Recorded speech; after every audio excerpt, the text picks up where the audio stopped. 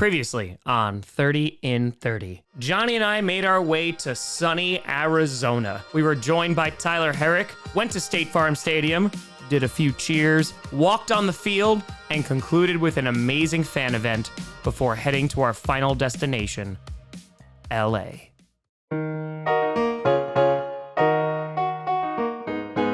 We flew into LAX the night before because today was gonna be a day. We had Rich Eisen planned in the morning and a tour at SoFi at 1 o'clock. That was all that was planned. But by the end of the day, things got a little crazy. This is all happening literally today. Rich Eisen was about a week ago, which is amazing. We reached out there. NFL Media Total Access, that's happening today. NFL Media Headquarters Fan Meetup happening today. All of this is happening literally right now on the last day. It's a finale. We're juggling a million things. But good God, this is a way to go out, man. We got up, left our hotel, and were once again reunited with the one and only Pastor.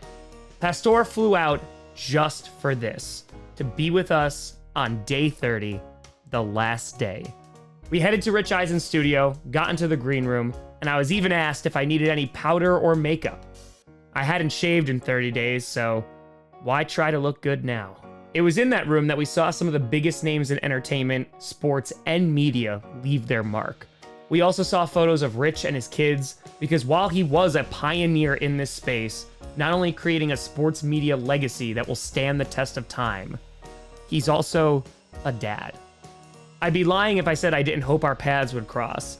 Besides his success, Rich runs the 40-yard dash every year in a suit to raise money for St. Jude. And now here I was, in this place, attempting to do the same. Minus the running, I jumped through a table instead.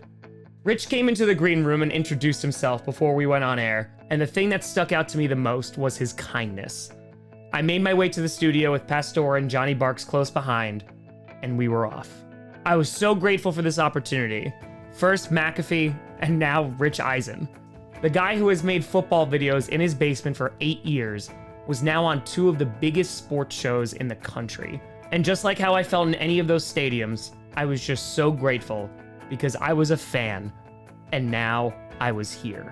Before the end of the interview, Rich said he'd make a call to the NFL because their media building was right next to SoFi, and Rich was a man of his word because it was not even an hour later when Kingsley from the NFL called, inviting me on NFL Total Access. I was finishing this tour in the NFL Media Headquarters in LA. We were unable to host the fan event outside of SoFi, so in between Rich Eisen and the tour, I scrambled to try and find a place to host the final fan meetup. We even scouted out a local Target as I was planning to host it there. Just like a lot of these cities, I just didn't know the area, and these were being planned usually the day of. It wasn't until we drove past the NFL building and I thought, why not there? So I called Kingsley and we made it work. The final fan event would be there. Again, things on this trip just worked out. But before we did that, we had to go to stadium number 30. What is often considered as the crown jewel in the NFL, SoFi Stadium. There was an event going on, so we weren't able to see much. But what we did see, this isn't just a stadium. This is a museum, literally, there's one inside. It's one of the most epic event spaces I have ever seen. And Johnny, Pastor, and I were just in awe. This is why we saved SoFi for last. On nearly 300 acres, with plans for future parks, retail spaces, and residential spaces, SoFi was all that was promised. On top of that, they hosted free events for the community often, whether it was health checkups or just community bonding time. They will also be hosting a World Cup match in 2026 and the opening and closing ceremonies of the 2028 Olympic Games. And it's hard to explain just how incredible SoFi was. It's the first indoor-outdoor stadium and by far the largest NFL stadium at 3.1 million square feet. Just for reference, the smallest NFL stadium in terms of square feet is Lumen Field, coming in at 900,000 square feet. SoFi is 3.5 times the size of Disneyland and 2 times as big as Vatican City. SoFi hosts stadium tours often, where you can go on the field and even participate in fan events like the 40-yard dash, which after seeing this stadium, I could not recommend more. And it was after we were done that we realized that we had most certainly saved the grandest for last. We then had an hour to record audio for the Raiders episode before heading to the NFL LA headquarters. We headed backstage and all of a sudden, I was on the set of NFL Total Access. As someone who watches the NFL Network constantly during the season, this was a bookend moment for me and really encapsulated how incredible this trip had been. The interview was great, and before it really got going, you could even see the smirk form across my face, filled with bewilderment that me, a fan of this game, was here. Kingsley was then kind enough to give us a grand tour after my appearance, and man, this was a special place. We got a behind-the-scenes look at how the NFL operates, a bit of a far cry from a dude in his basement. We saw where NFL Red Zone was filmed, major studio spaces, and even the room where every single feed comes in. The NFL is a machine, and I got a brief glimpse on how massive that machine really is. We even saw these red chairs propped up in front of TVs, in which people called loggers sit there and log every play of the game to try and help out the editors. It's so much editing. After the tour, it was time for the fan event. The final fan event. I saw people lining up and sent out Pastor to get his moment with the crowd. Then Johnny Barks and I had a quiet moment for ourselves, and we went out to the crowd one last time. In order for this to be a success, we needed to make a lot of noise. I think we made a lot of noise. It was poetic that nearly every NFL fan base was here for the final event. It was a perfect way to end this trip and in the perfect location. For years, I had been making content about the very product that was produced in the building behind me. And just like it has been this entire trip, it always came down to the fans. We went late into the night, and at the end of the event, we said our goodbyes, filmed some final footage, and that was the end of day 30. I planned this trip for 4 months, tirelessly, trying to anticipate every outcome, planning if the NFL decided to support it, or McAfee, or Rich Eisen, leaving enough flexibility that if teams wanted to get involved, they could. I had been saving for years for a house, but this was more important. This was for the kids. I didn't know how well it would do. I just thought it was a great idea, and I put everything I had into it. And it wasn't easy. When we set out on day 1, there were only 6 teams who had agreed to host us. By the time we were done, we worked with 18 NFL teams. And the reason that happened was because of the one variable I couldn't anticipate. You. I've told this story at just about every fan event. On day 1 in Green Bay, Wisconsin, it was a Tuesday at 11 a.m. Johnny and I were walking to Lambeau Field, and I turned to him and asked, "How many people do you think are going to actually be here?" Johnny said 12. I thought that number was a little high. There were about 35 to 40 people there. There were parents who brought their kids here instead of school. Heck, even a teacher was there on their lunch break. It was in Green Bay that I also received Super Chicken from Amara. I'm going to try to come to the second meetup. Yeah? I'm going to make a picture of Super Chicken for you. Let's do it. Let's do it. I would love that. It's a chicken with a red dot, okay? Is that why it's a Super Chicken? Okay. All right. I look forward to it. We got a Super Chicken. It's inside here and cola. All right. To Tom Grossi.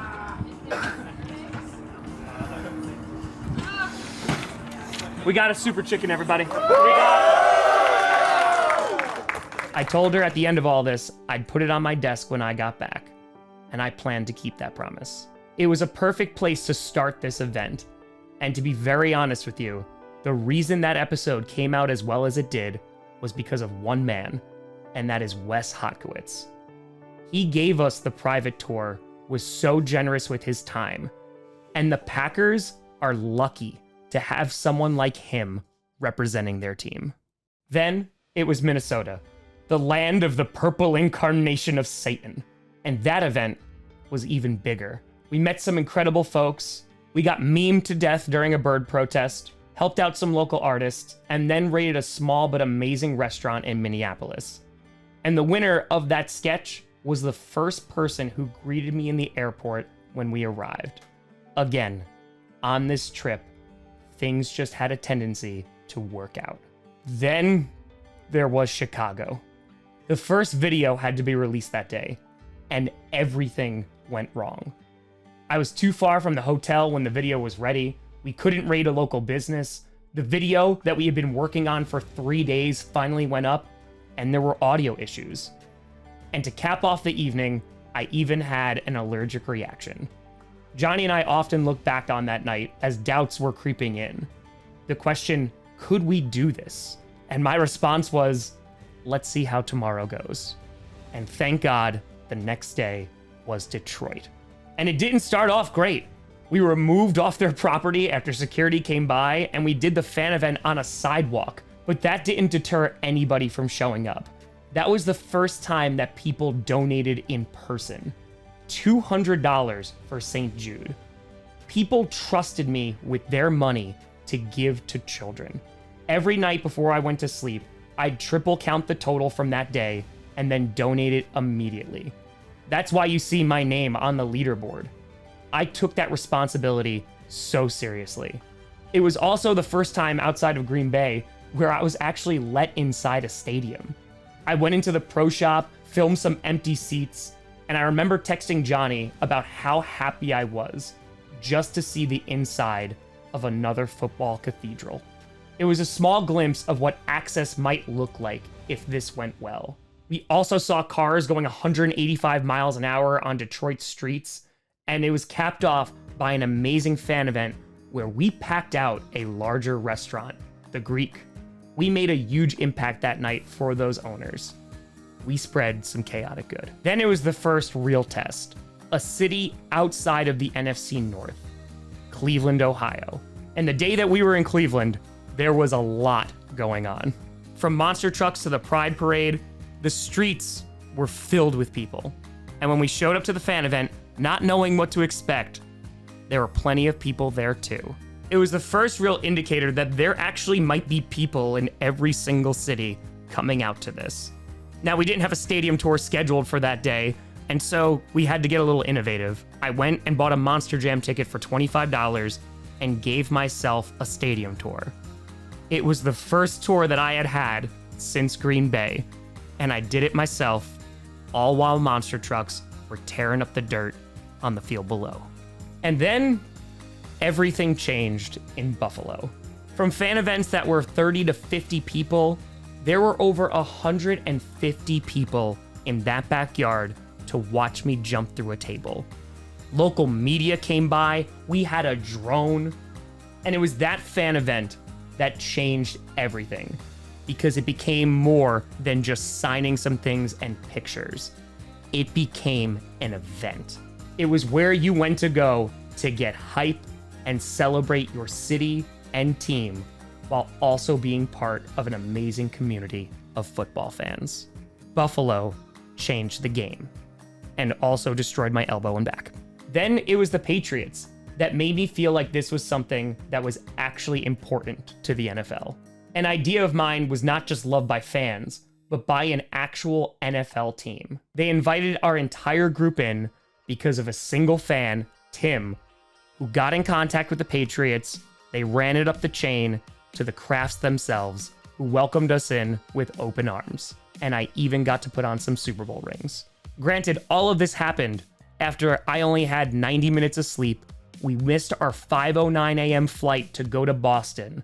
And this was the moment where it was decided we were gonna do whatever it took. At 6 a.m., I rented a car and drove 6 hours and 48 minutes to get to that fan event. Limping there and all, dragging my body to the crowd as they chanted my name. And then it was time to head home, at least for a few hours. Got to see the puppers, the gatos. Then we headed down to New Jersey and filmed on the side of a highway, because this was 30 NFL stadiums in 30 days, and I was gonna see them all one way or another. I then went into New York City, and it was kind of a homecoming for me. Obviously, living in New York, I go down to the city a decent amount, but this time I was going down for a fan event. There were people that were gonna be in New York City to see me. This harkened back to my stand-up comedy days, but this was something different, and this was something special. And then there was Philadelphia, We hopped on the Amtrak, got down there, and that day, the air was really trying to kill us. And while we couldn't really do a real second fan event, a few people showed up after I ran the rocky steps. And yeah, it was cheesy, and also yeah, I did hum Eye of the Tiger to avoid copyright, but it just spoke to the mantra, we're gonna get it done. Johnny and I often talk about which city was the most impactful on this journey. And I think you can make a really strong argument for Baltimore, because they changed everything. They took me, a fan, and put my name on a video board in an NFL stadium. They took one of us and put my name in lights. That turned this idea into something special. It elevated the entire trip. Then you have the entire tour, a custom jersey in Lamar Jackson's locker, Lamar freaking Jackson. I then get featured on the lounge, a fan on that show to talk about his idea that he came up with in the shower. The Ravens changed what the future of this journey could be, and we got to do it all with Ingraven, a true Ravens fan. It's also where I was first contacted by St. Jude, who had no idea what I was doing. This was also the video that changed the course of all videos to come after it. Johnny Barks was able to really capture the heart and soul of Baltimore and put it in a video. And I really think it gave a behind the scenes look of how hard we were working on this. Then Washington, D.C. I took a character of mine and did almost an entire episode as Wildflower Turquoise, an original character that I created through football soap operas, which was being cosplayed in multiple cities. People had merch with his face on it. They talked like him, quoted him. A character that I created and acted as. It was something that you would see at Comic-Con, but instead, we were seeing it in cities filled with football fans. Then there was Pittsburgh, which has to be summed up with one word: kindness. Whether it was Travis, our Uber driver, or our desk clerk who donated to St. Jude as soon as they heard what we were doing. They were the true definition of good, kind people. And their city was beautiful. The Steelers, they were incredible. Still having me when the owner's son is getting married that day. And on top of being amazing people, to this day, they are the only team that donated directly to St. Jude. And I will never forget that. Then, fracking Cincinnati. The team, Emily, they were rock stars. Not only an amazing tour, but a signed football by a superstar player to auction off for St. Jude. And I even put on Joe Mixon's helmet. And then there was the field. The first field that Johnny and I were actually allowed on. And Emily gave us a ball, and Johnny and I went out and played football. Every single childhood dream of throwing or catching a touchdown pass in an NFL stadium came true that day for us. A dream that I had many, many times as a fan growing up, and probably still to this day. It was also there that an NFL team saw what a fan meetup was. After the tour, a Bengals superfan ran up to me and was so excited to be there. After photos and see you laters, Emily said, "Wait, that's one of our fans."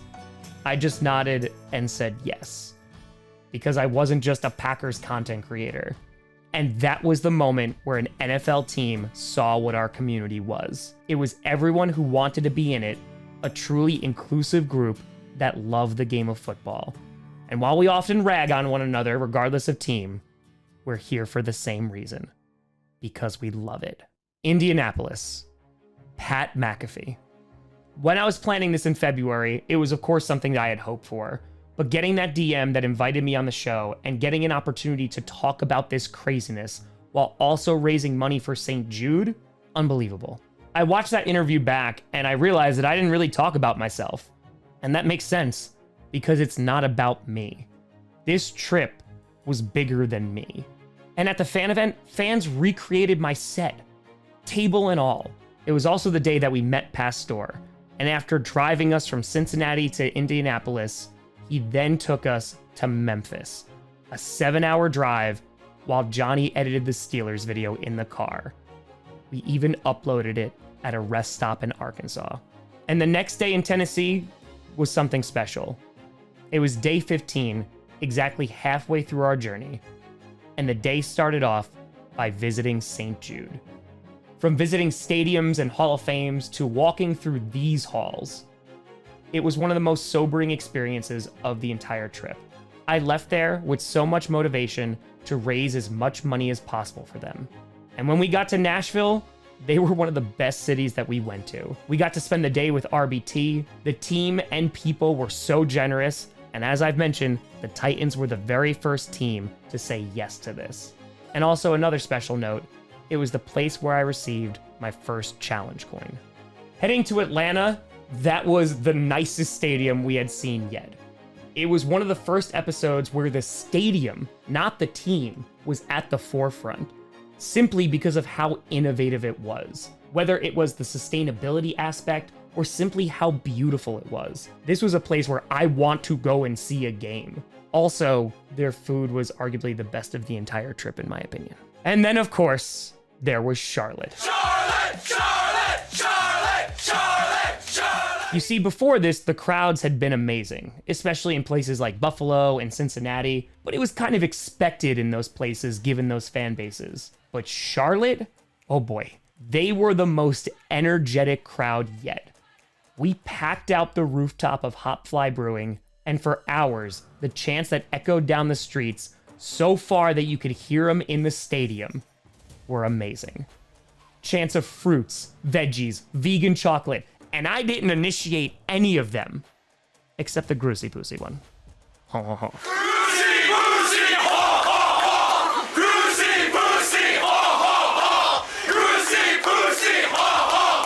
That crowd was just so full of joy and so much frickin' fun. And after that video, every crowd stepped it up. In Jacksonville, we met Jackson DeVille, minus the Speedo, and even though I had lost my outfit, we made it work. And I even got to throw out the first pitch in a minor league baseball game. It's something that you always imagine doing, and now here I was, doing it in yellow tights and dressed as a cat. That night, we also celebrated Johnny's birthday after midnight. It was one of the few nights of normalcy we had on this trip. We rode scooters, got a few drinks, and just for a few hours, relaxed. Tampa, it lived up to its Floridian expectations. Not only with the traffic, but damn was it hot. Also, I was in jeans, so that was my mistake.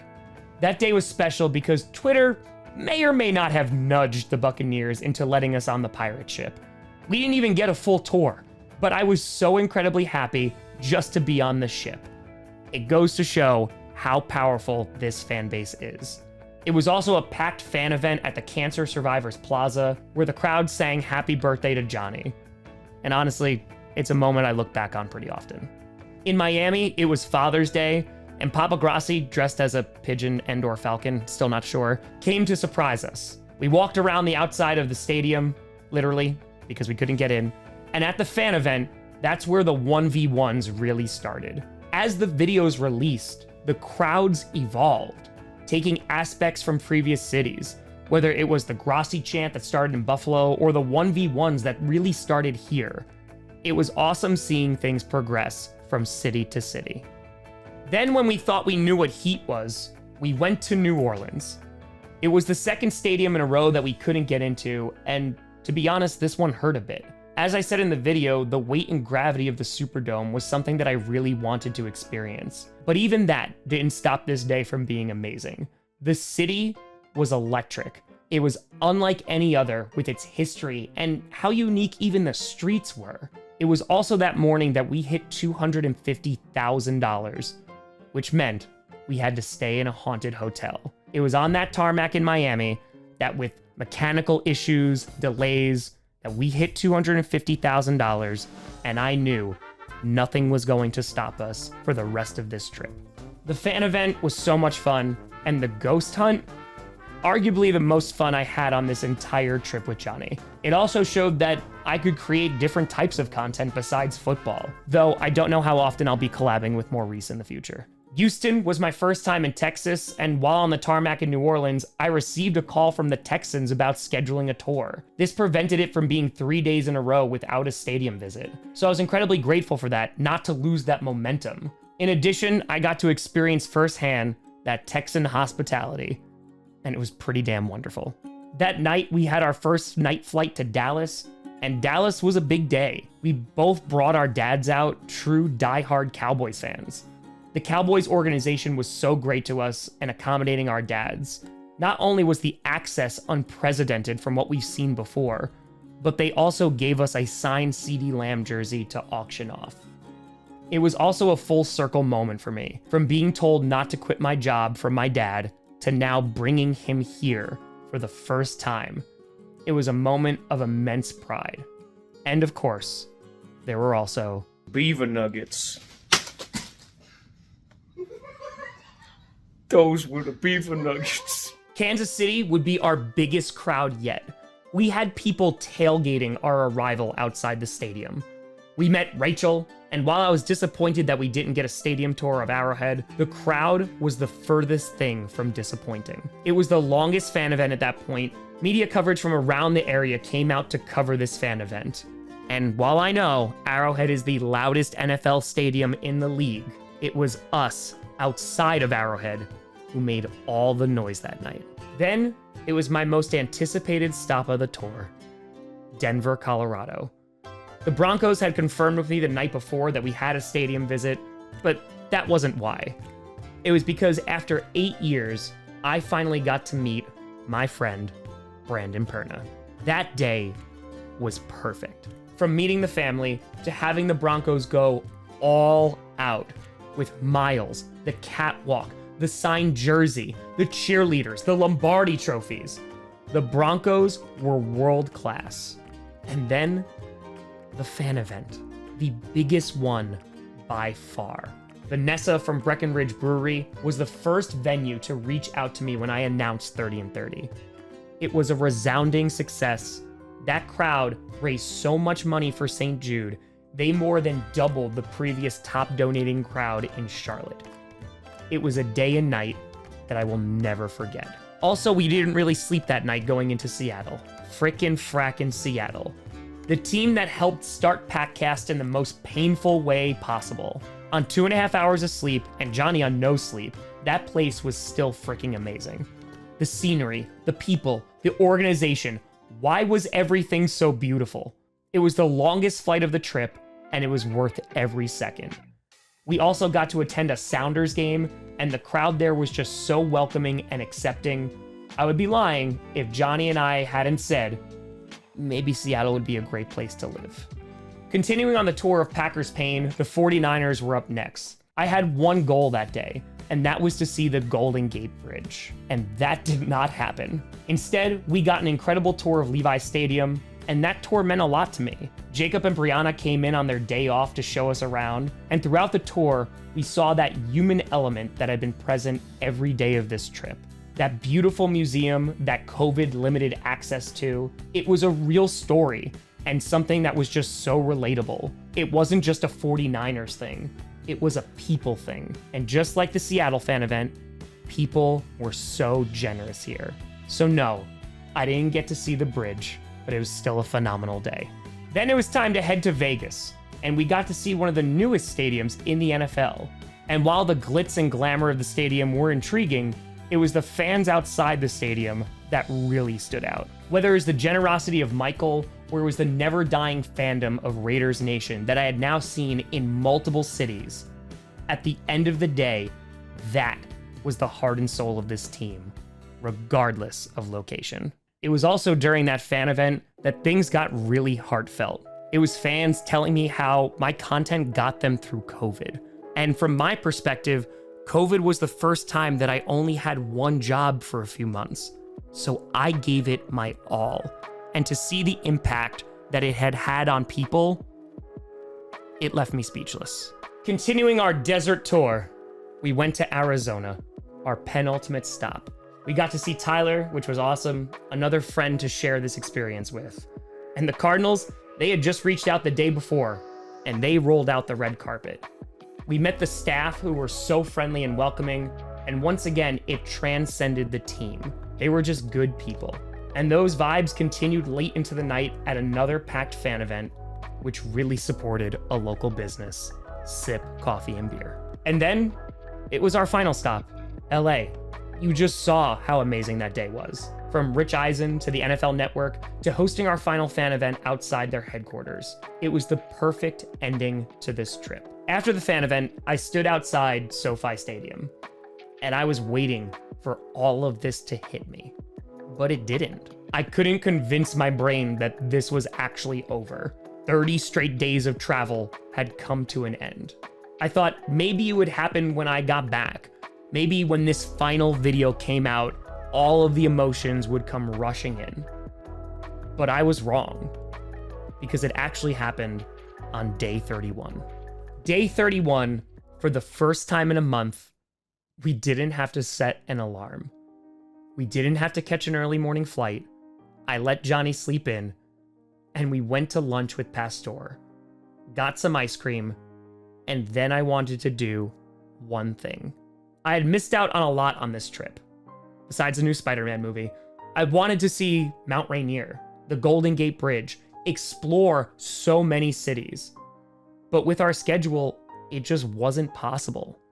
But on day 31, I was set out to do one thing, something I had never done.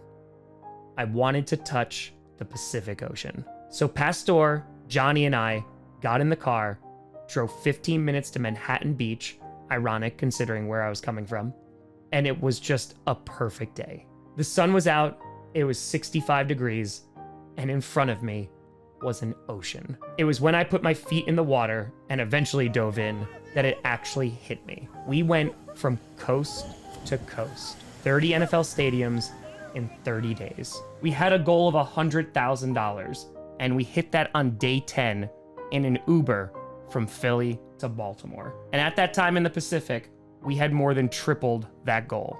And sitting here now recording this, we've more than quadrupled it. And we still have an outside chance of hitting $500,000. It was such a moment of calm that I even picked up a shell that was in the tide. I didn't want to forget this or how I felt in this moment. We eventually finished the Cardinals video, almost missed our flight again, but we made it. After the red eye, Papa Grossi picked us up from the airport, Mama Grossi put out balloons and thankfully brought over some food and puppers. I got to see the gatos. Well, Nova, Nebula's still hiding. And now, I'm back. Back to where I announced this on draft night. Back to where I planned this for 4 months. Back to where I had some of my best moments and some not so great ones. Back to where every interview, game stream, Q&A, reaction, saga, episode of Coach happened. Back to where all of this began 8 years ago on January 19th, 2015. Back when I just made a silly video in my basement because my favorite football team had just lost. And for 8 years, I've been doing what I love.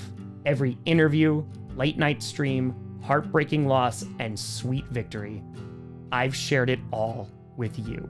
I've got to meet amazing people, some who now I consider some of my closest friends. And for 8 years, I got to create and get to know this amazing community online. Whether it's the mods, the OGs, the people who show up to every Q&A, or just the Packers streams.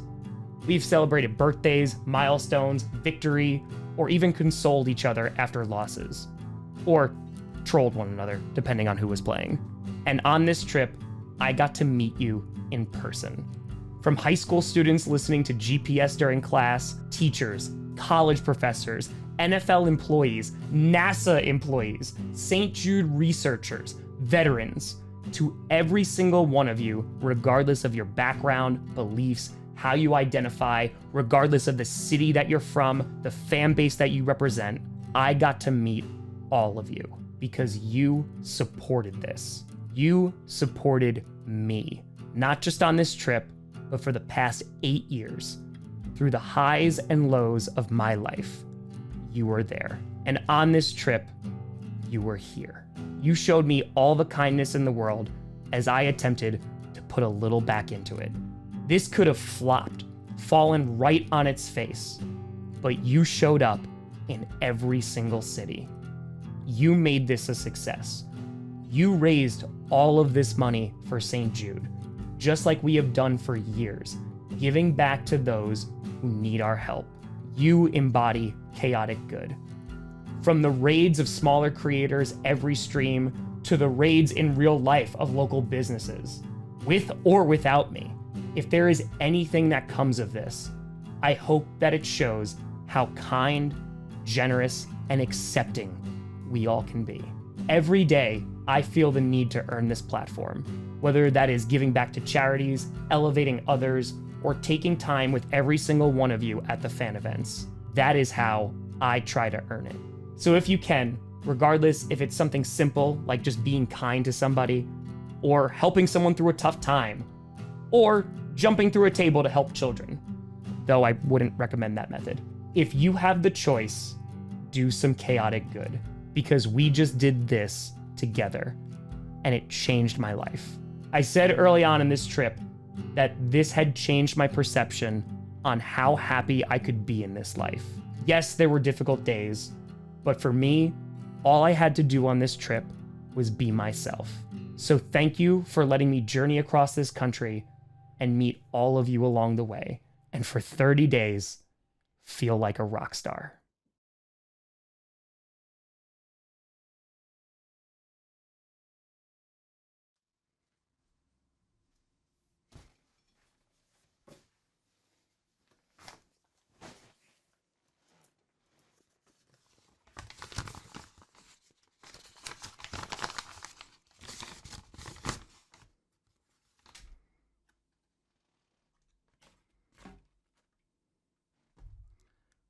But folks, thank you so much for watching and being a part of the greatest time of my life. I'm Tom Grossi. This is 30 and 30. And I'll see you soon.